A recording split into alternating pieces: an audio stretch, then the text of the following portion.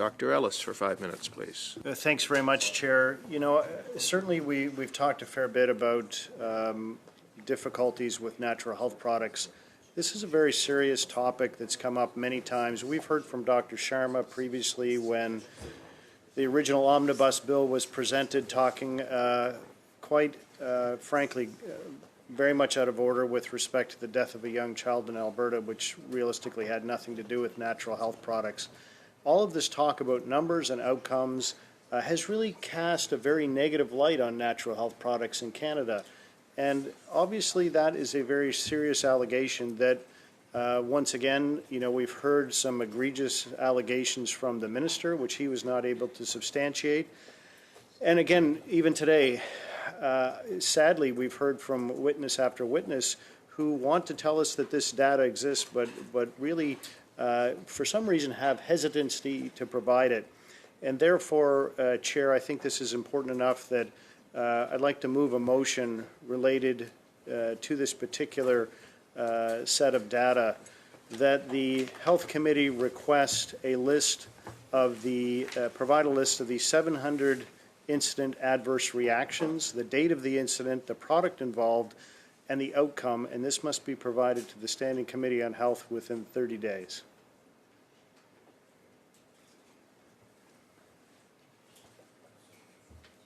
Thank you. I translated it myself.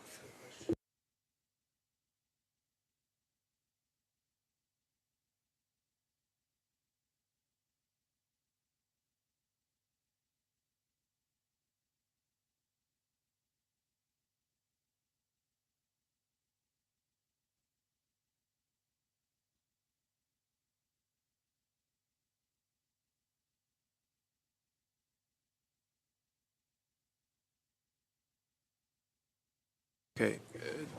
Dr. Ellis, I believe the motion is in order, but I'm a little confused that you would actually ask for the Health Committee to make the production. I presume that the motion is directed to Ms. Hoffman and Ms. Hyland's organization, the Institute for Safe Medication Practices Canada. Is that right? You're asking to them to produce the documentation. That's correct, Chair. Okay. You know what? I'll give you some background. Since you asked why I would ask and why I would move a motion to do that, as I said, this is a $13 billion industry. What we've heard over and over and over again is this egregious testimony that has been fueled by words that are very emotional in nature. We've had the minister here saying that this is a cuckoo bananas bill. First of all, what minister would talk like that? We've heard him also talk about factories full of feces and urine, and again, nobody was able to substantiate. We asked for this evidence before at one of our previous meetings as to tell us a bit about that. How many of these factories exist? And then, of course, the minister went on to talk about, well, how much feces and urine is acceptable. Again, without any substantiation, we've heard these claims over and over and over again. We've also heard other foolish claims to say that, well, this doesn't affect labeling. The change in the name of therapeutic product, a definition of a therapeutic product, is really what allows all of the other changes to happen. So yes, all of those things are part of this, which again, the minister went on and said that that's absolutely not true, which again is playing loosely with the truth. And I do believe that the only way to put this to rest is to require and compel, under the issue of parliamentary privilege, for these egregious claims to be justified. Because you know what? Are there 50, out of the 700, are there 698 claims where somebody read the label wrong and they were mad because they got the wrong product because they couldn't read a label? Well, this has nothing to do with that. That's unfortunately, that is someone who just refuses to read a label properly. So on behalf of this committee, I think it important that we finally lay this issue to rest. There's been many claims made. We need the documents. People would appear that they don't want to provide the information. Does it not exist? Or is it actually true? And to what level of difficulty have natural health products played in the lives of Canadians? And certainly, as I mentioned previously, from the stacks and stacks and stacks of cards and letters and emails that everybody here, and I know that is not just a Conservative issue, that my Liberal colleagues have also received untold correspondence, particularly with the original omnibus bill introduced by this NDP Liberal government. And now we're continuing to hear of these adverse events, and nobody will provide the information to say what it is. Realizing that they are different kettles of fish, so to speak, we also know that 13,000 seniors are hospitalized every year due to prescription drugs. Again, is that different? No, it's about context. It's about the context to say this is a fact. It's not that somebody took a wrong pill and they were upset about it. But what we're saying here is that 13,000 seniors are admitted to a hospital. That's the seriousness of the effect related to prescription drugs. So that being said, I think it's important that we compel people who put forward claims that they are required by Parliament to put these claims in writing, and I think that it behooves the committee to finally lay this issue to rest. So thank you. Thank you, Dr. Ellis. The motion is in order. The debate is now on the motion. It would be extremely helpful if we had the text translated to you now. It should be in the clerk's inbox. Okay. Oui, rappel au règlement. Mr. Rio. Point of order, Mr. Thériault. I would like it to be read out again, and I'd like to have a French version that should be provided to the interpreters. Merci, monsieur. Thank you. We've just sent it to the clerk in the 2 languages, and they will be sending it by email right away. Dr. Pawlowski, please. Well, Stephen talks about egregious allegations, and that, again, the suggestion is that the vast majority of these drugs are safe, which is true. But we know that even drugs which are normally safe, taken in normal doses, can at higher doses be exceedingly dangerous. A great example of which is Tylenol. We all give Tylenol to our kids. We take it all the time. This is really safe. Well, as Stephen, like myself and Brendan know, people die of Tylenol overdoses. So there certainly is the possibility that with any drug in sufficient quantities can cause harm to people. So that's one thing. But specifically on the motion, I know that the people from, now I'm forgetting the exact name of the drug agency, monitoring group, but Ms. Hoffman, when the issue came up earlier about revealing your data, you had some privacy concerns. I know that the other person there sitting beside you had wanted to speak a little bit to this. As someone who myself, a bunch of us here are medical practitioners or were medical practitioners, we certainly understand privacy concerns.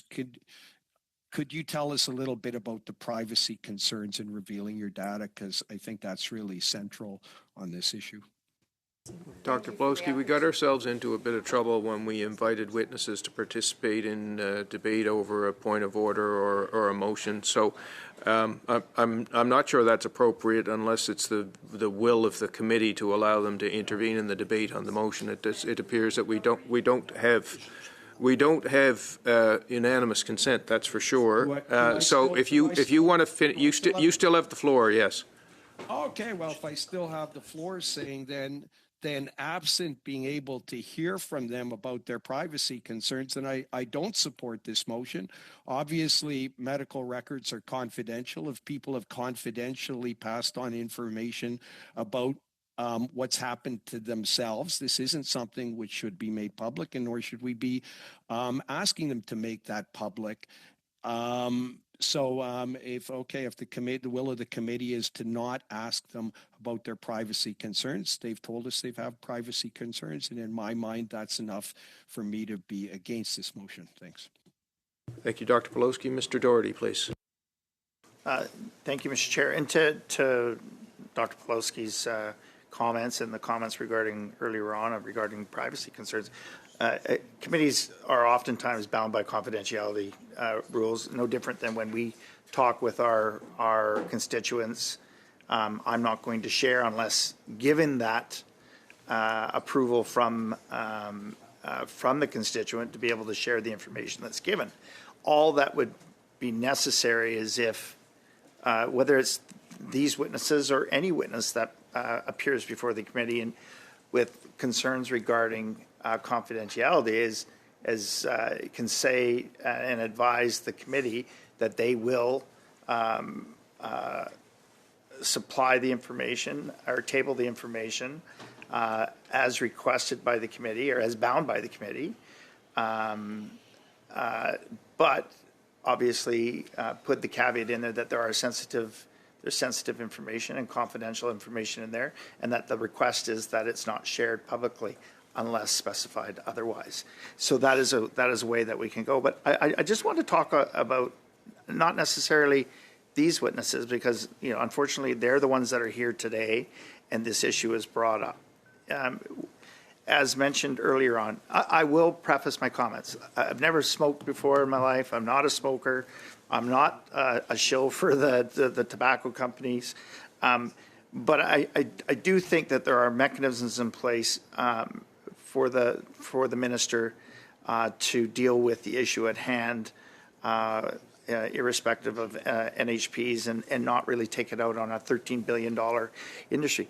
However, we do have, and it's not just this committee, but other committees, we do have people that come and testify before the committee, and they state stats and numbers and facts and cases and what have you.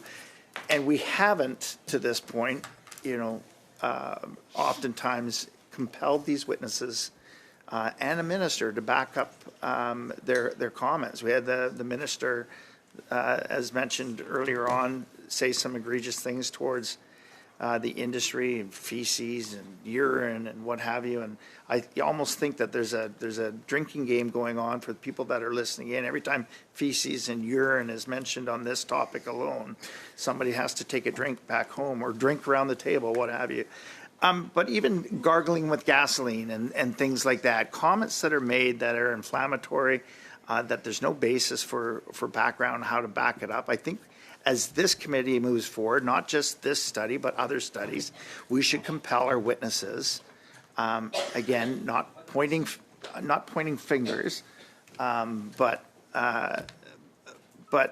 compel our witnesses to if they're going to state things such as that, or have that information in advance or at the time to back up their testimony. And we haven't done that, and I think we have to be more astute and more on the ball with that. I think this, I compel our colleagues across the way who Dr. Pawlowski says he's not going to support this motion.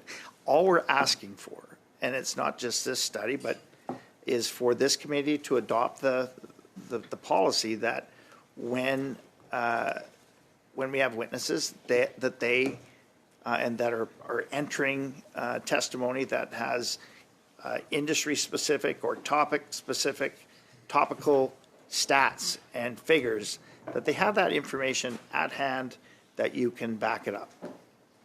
Because anybody can go and say, listen, there's 700, we'll use that as an example, there's 700 cases of claims of people misusing the information or the medication or the products.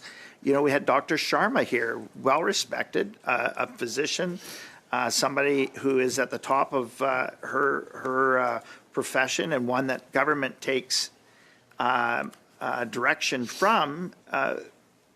I'm going to err on the side of her. I believe she misspoke. She didn't intentionally intend to mislead us. Say that that 18-month-old child was died from natural health products, and we know that that wasn't the case. And so it's things like that, it's cases like that we have to be, as a committee, and as people who are developing policy, who influence policy, we have to have all the facts. Ms. Keller mentioned that bureaucrats move at a glacial speed in changing legislation. So making sure we have the right information at the right time to make the right decision. That's and that can influence decisions, and not just some knee-jerk reaction or comment that you can't back up. You know, what else have we heard? You know, gargling with gasoline and again, drink urine and feces filled factories. Look, I don't want to be, and I'm in need of natural health products right now for my knees. That's why I'm standing. So if anybody's listening, no, I'm just kidding. But I want to make sure that we're on record as saying, because we get all heated here, on record as saying, look, we don't want any Canadian to take a product that is could be detrimental to their health. Nobody's saying that. What we're saying is that there are tools and mechanisms in place.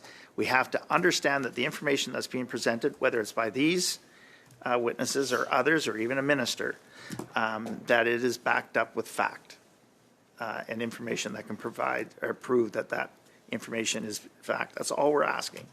And this is a simple motion that I think can help clear up some issues that we are going to have in the future. Thanks. Dr. Ellis, please. Thanks very much, Chair. You know, I think it's very important to know. To me, it would appear that the NDP Liberal government wants to kill a fly with a sledgehammer. And the question then remains, what does the data actually tell us? We've heard this number of 700 thrown around. We actually, oddly enough, when we asked this from the Health Canada officials last time, they said you can find it yourself on their website, which, quite frankly, is impossible. It's not possible. We tried to do that. And that is also why industry asked a very well-respected company, Deloitte, to do a deep dive into the potential adverse events associated with natural health products. And I can tell you for certain that they would be happy to table that at committee. And secondly, that they were nowhere near this insane number of 700. And again, and I think I'm a bit disheartened by my colleague, Dr. Pawlowski, to say that he's not interested in supporting the motion. He's been a very data-driven guy. What's there to hide from? If we ask for data and 698 of the 700 supposed cases are all about somebody misreading a label, well, that's very different from 698 cases of liver toxicity, which Dr. Hanley mentioned, not 698 cases, but he mentioned cases of liver toxicity. As did witnesses here from sick kids who said they knew kids had been harmed. We asked, okay, well, which kids? How many kids? What was the harm? What was the substance? And once again, no answer.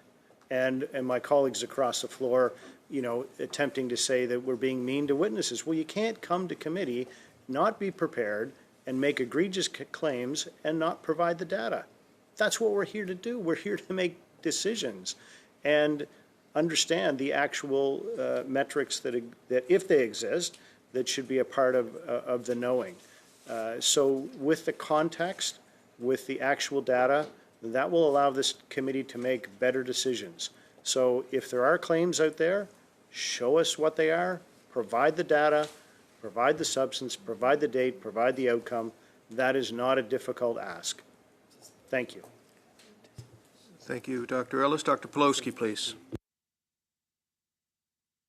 Well, a couple of things. With respect to Stephen's difficulty accessing data from Health Canada, I would suggest to our ministry colleagues to help Dr. Ellis find his way through, and I know you go to a lot of web pages, finding your way through the various pathways can be difficult. I would ask them to help Dr. Ellis out in navigating their way through this, number one. Number two, I too would like the witnesses to, within the confines of their privacy concerns, if they could forward to us what data that they are able to, given those concerns, I think that would be very useful to the committee. Now, having said all that, I'm going to roll the dice and ask that we adjourn debate. A motion to adjourn debate is not in itself debatable. We'll go directly to a vote. Show of hands, please. All those all those who wish Chair, that the I'd like to debate, request a recorded division, please. a recorded division on the question of whether the debate on this motion should now be adjourned. Madam Clerk, please. Mr. Henley.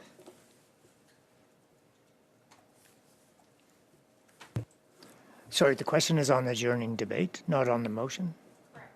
Correct. Okay. To adjourn debate on this Okay, motion. I support.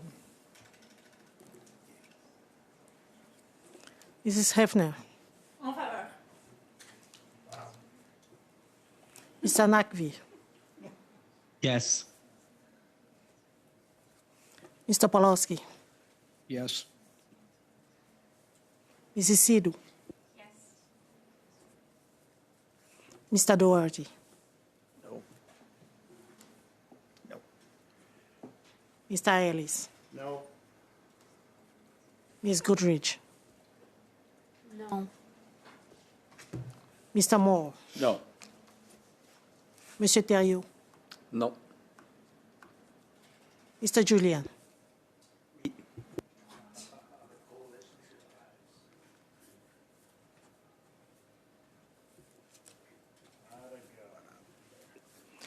Yeas 6, nays 5.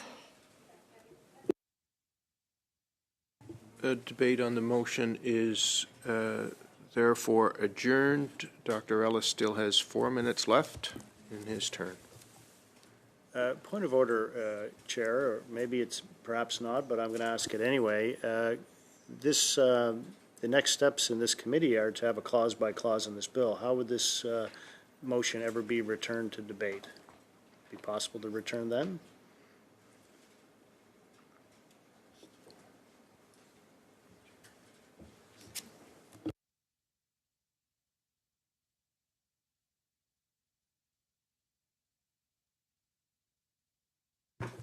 A motion to resume debate on this motion at the next meeting would be in order. Thanks very much, Chair.